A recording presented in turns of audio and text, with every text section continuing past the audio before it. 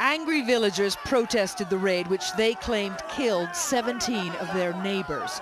U.S. forces say it killed 15 enemy fighters. Incidents like this one threatened the whole U.S. mission, and top U.S. General David McKiernan knows it. How are you going to stop killing Afghan civilians? That's very, very difficult to say you're going to avoid any loss of civilian life.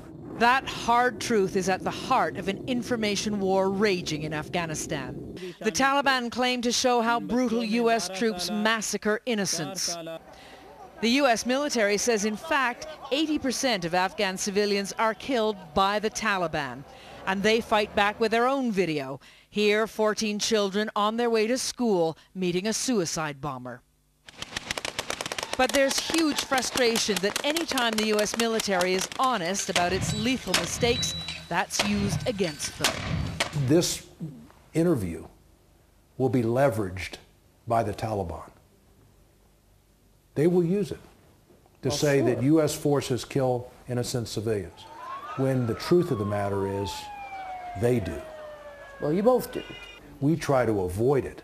The insurgent does it on purpose.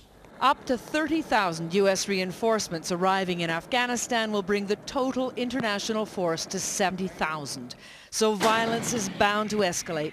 The danger is that Afghans will then be persuaded that American soldiers and not the Taliban are the enemy. If we say, well, it's too hard, what is the solution to that? Just to stand back and let it become a failed state?